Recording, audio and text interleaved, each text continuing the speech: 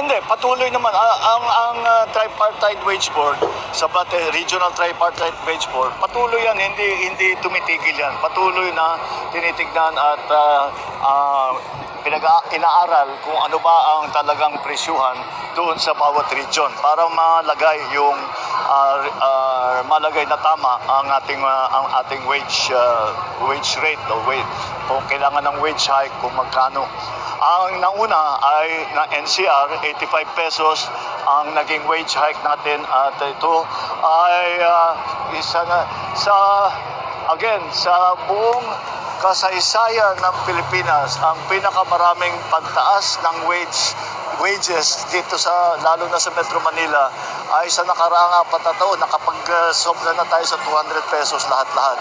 Ang susunod ay sa mga region pero matagal pa yan, mga September, October pa yung mga iba.